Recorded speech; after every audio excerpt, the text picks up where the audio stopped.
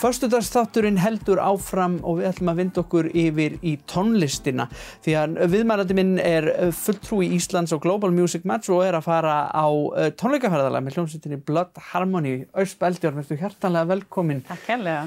Ef við byrjum bara á Global Music Match, sko í fyrsta lagi, hvað það og hvað ertu að gera þar? Góð spurning. Global Music Match að mér skilst stærsta svona tónlistarsamstarfsverkefni í heimi og þetta sem sagt 78 listamenn frá 14 löndum, 4 heimsálfum í sem sagt þjóðlega tónlist eða folkmusik sem eru að vinna saman í samstarfsverkefni og með því og svona markmiðið kannski að bæði tengja fólk aftur saman svona eftir náttúrulega að enginn hefur mátt spila eða túra eða gigga bara í síðasta árið og markmiðið svona aðeimitt kannski að styðja hvort annað og stækka plattform hjá hvort öðru með því að vinna saman í tónlist og kynna hvort annað í rauninni. Og við erum sett í svona minni hópa, þessi 78, við erum sett í svona 6 manna grúppur af listamönnum og með einum síðan svona coach eða þjálfara eða mentor. Já. Og þessir mentorar eru skipuleggjendur þjóðlega hátíða eða skipuleggjendur einhverja viðburða og eitthvað svona út allan heim og svo erum við sem sagt í þessum litlu hópi, ég í hópi grúpu 5 og mjög skemmtilegi listamenn þar sem ég búin að kynnast. Við erum staðsett bara í Ástralíu og í Kanada og í Japan og svo ég á Íslandi og einn í Glasgow og við erum sem sagt einn í New York og svo fáum við hvert og eitt innan þessara grúpu 2 vikur sem við erum svona listamaður í sviðsljósinu eða í svona featured, ég veit ekki hvað þannig að við hinn eins og til dæmis núna heitir Max CT sem dulcimerleikari frá New York og næstu núna þessu 2 vikur eru við sem sagt í hópnum að kynna hann fyrir okkar áhorfendum eða fylgjendum á samfélagsmiðlum. Þetta mikið svona samfélagsmiðla miðað. Og við líka sem sagt ekki bara það að við sem kynna hann heldur erum við líka síðan búin að vera í einhverju svona samstarfi með honum eða einn og einn sem sagt ég og hann erum núna að búa til eitthvað tónlistar verk saman sem að ég mun síðan kynna fyrir mínum fylgjendum og svo eftir þessar 2 vikur þá ég sem sagt featured og þá allir hinni listamennir að segja, heyrðu, sjáu þið Ösp Eldjárn á Íslandi, hún æðisleg.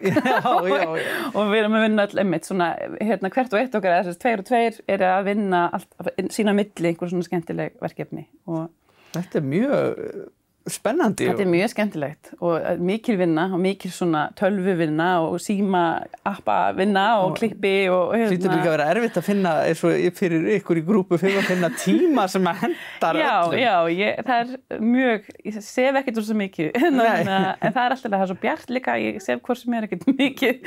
En já, þetta rosa fyndið að vera að finna, við erum alltaf á rosa mörgum tíma beltum en það einhvern veginn hefst sko og þetta bara ótrúlega gaman og þessi einstaklingar, þessi listamenn eru alveg ótrúlega frábærir sko. Magna. Já, það með þessi Max og svo Dan Whitehouse, hann sem sagt frá Breitlandi en núna í Japan og svo Ainsley Hammel, hún frá Glasgow og Krista, hún sem sagt frá Ottawa í Kanada og svo Tom sem Tom, ég man ekki eftirnafni, en hann sérst í Ástralíu. Já. Þetta fjölbreytt og skemmtilegt. Já, þannig að ég mun á næstu vikum sérst fyrir mínum fylgjendum sérst á vera að kynna þeim með þessa listamenn fyrir ykkur. Já. Og svo ertu náttúrulega að undirbúa tónleikaferðalag. Já, jú, vonulega, þá Já, eins og þetta sé ekki nóg. Nei, já. Hvernig ætlið að hátta því? Það svo hljómsveitin Blood Harmony? Já. Það við systkinin í Blood Harmony. Við erum sem sagt að plana tónleikaferð núna sem bara hefst 18. júní. Já. Við ætlum að byrja í Reykjavík á Rósenberg og svo fyrir við svona austur fyrir og endum, við erum svona í norður átt síðan, sko. Við erum á, ætlum bara að flytja tónleika, við erum í Reykjavík, svo fyrir við á Hvolsvöll, og verðum síðan á Höfn, og svo fyrir við á Djúpavogi og á Stöðvarfirði og Vopnafirði og Egilsstöðum og Húsavík. Já. Og við ætlum bara að fara í smá roadtrip við systkinin. Björk systir sko komin 7 mánuði á leið, þannig að þetta verður mjög skemmtilegt. Þannig að við erum í rauninni 4. Já.